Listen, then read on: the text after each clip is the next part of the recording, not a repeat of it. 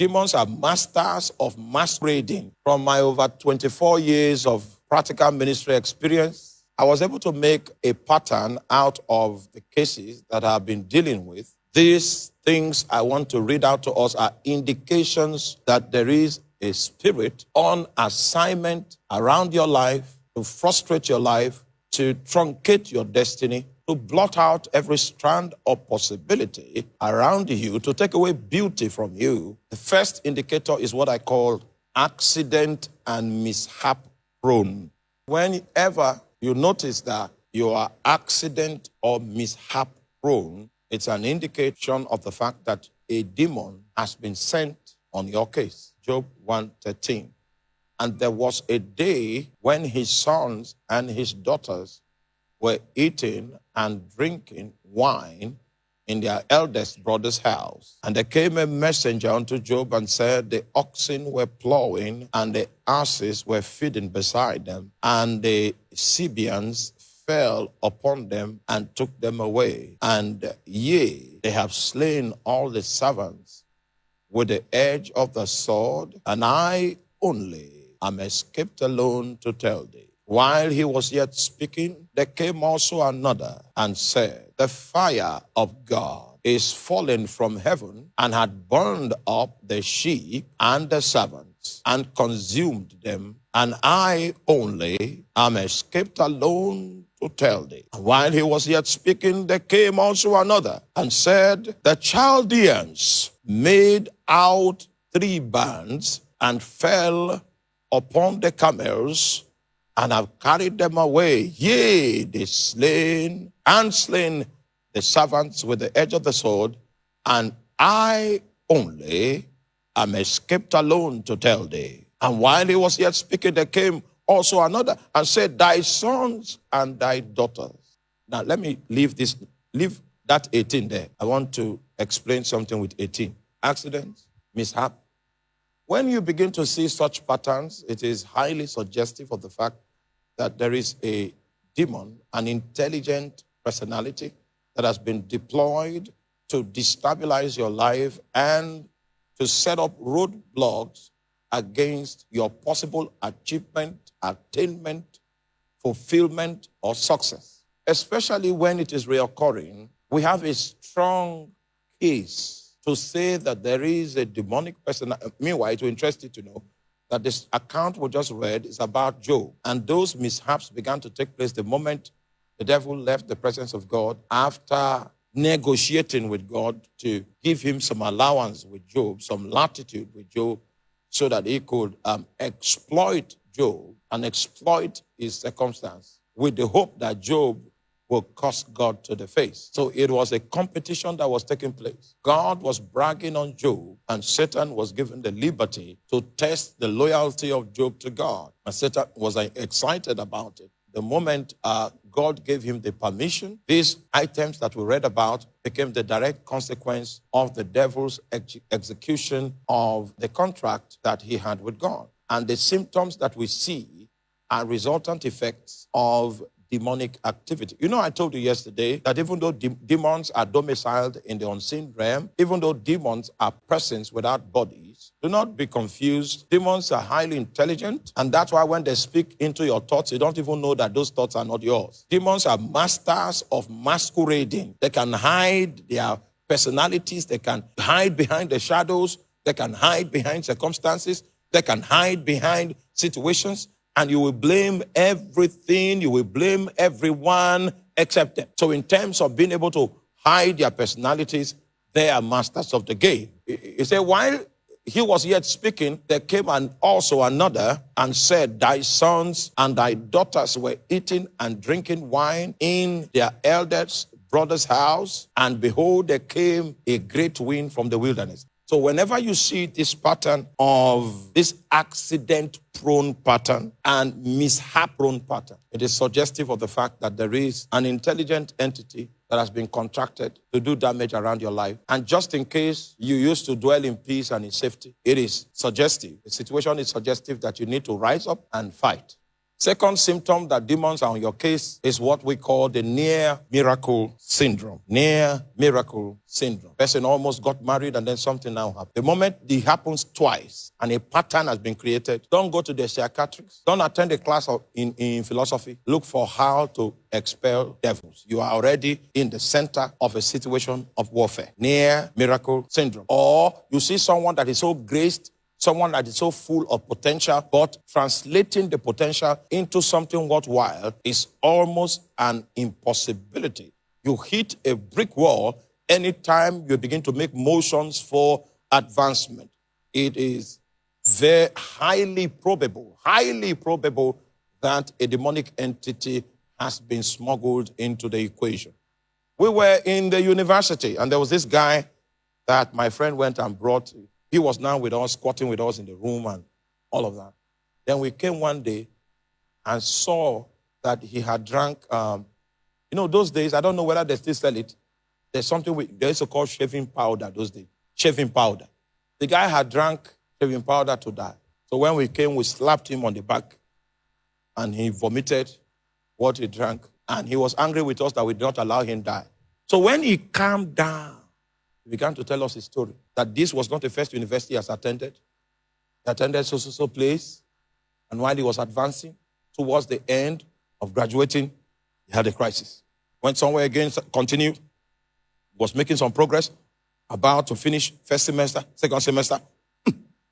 Then they now brought him to Benue State University, and he joined us, and then the same symptoms that he used to know, the wind that normally comes, that incapacitates him, that makes him unable to finish anything he starts, has started mounting, has started gathering. So he couldn't take it anymore. He decided that before we come back from lecture that day, he would just kill himself because there was no reason for him to live. We now began to interview him to know where the demons were coming from, and then it was not a secret to him. His father was a member of a secret cult, and his father wanted him to take his seat upon his death in the cult, because that's the way of the cult, to keep the cult alive. Someone that is in your family must take your place, must bear your title, must carry your staff, must wear your ring, and must wear your robe. So it was time for him to be initiated so that he can be next in line to mount the father's throne. Oh my, I don't have time to tell you about his father. Then the guy said he's not going to inherit what the father was offering. And the father brought 3 keys one day, 3 golden keys. It was by those 3 keys that he cursed that young man. So the guy is very intelligent. If he puts his hand to something, he can make so much creativity out of it. But you see, a wind begins to gather. And when that atmosphere begins to form, it doesn't matter the height he has attained, he will not be able to accomplish it. And he felt so incapacitated in the face of that challenge that when he saw it forming the 3rd time, he just felt, okay, the best thing to do was for him to take his life.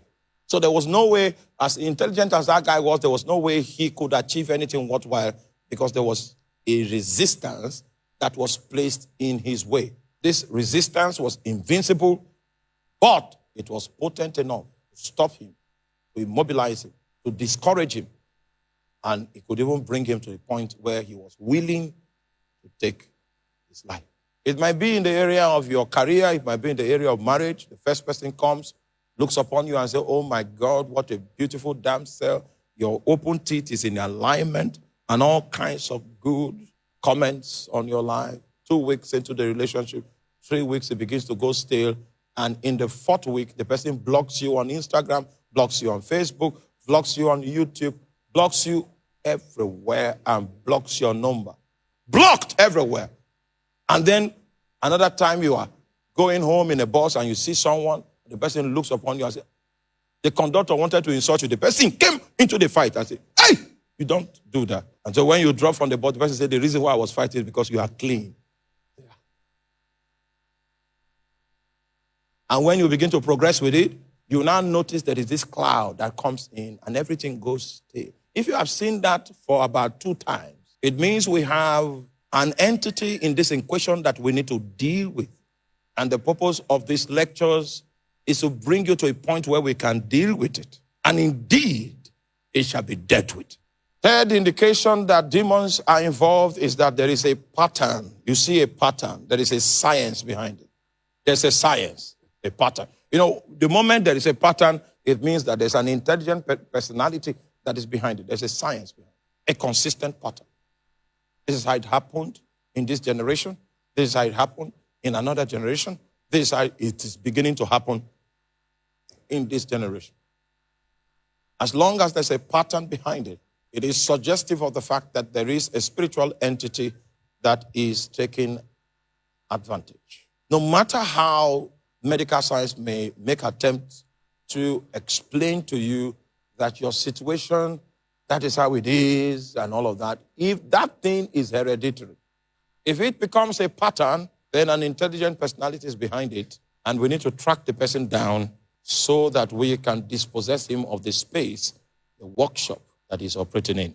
Third symptom is what we call cyclical situations or reoccurring situations. One thing keeps going and coming, keeps going and coming, keeps going and coming. If you give it some time, it will relapse, and after a while, it will rise again. If it becomes cyclical, you can even tell that it is April. During the month of April, it begins to come back. If you see that situation, then it's highly probable that there is an entity behind it that we need to discover and we need to disarm. Unnatural and prolonged poverty. It is not as if you are a lazy person. You are not a lazy person. You are a hardworking person, active person. You even make attempts to put things together, to make things work, to try to pioneer things, to start things. And you meet with resistance so that you have been in a prolonged state of lack. It is a sign of resistance. It means that you are at war. Then finally, there is what we call heaviness. When that heaviness comes upon you, it's more than a mood swing. It cuts you off. But the Bible says to appoint unto them that mourn in Zion, to give beauty for ashes, the oil of joy for mourning, the garment of praise for the spirit of heaviness, that they might be called the trees of righteousness, the plantings of the Lord, that he might be glorified. The Lord wants you to be his planting. He wants you to become a tree of righteousness anywhere he plants you, so that you can install righteousness as your working principle in the marketplace, in your office area. What he wants to gain from nurturing your life is that you will become a tree of righteousness. He's ready to invest in those that mourn in Zion. He's ready to give beauty for ashes, ready to make available the oil of joy in the place of mourning.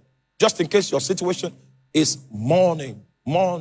Demons don't want you to rejoice. Oh my God, there is enough provision for your case. There is an oil of joy that God has allocated to all those that mourn in Zion. You will think that Zion is not a place for mourning, but God knows that people will mourn in Zion, so he made preparation. For those that are caught up in ashes, he has a destiny of beauty. Those that mourn, he has manufactured the oil of joy. And those that are taken by the spirit of heaviness, the Bible says he has made a tunic available, a garment of praise, that they might be called the trees of righteousness, the plantings of the Lord, that he might be glorified.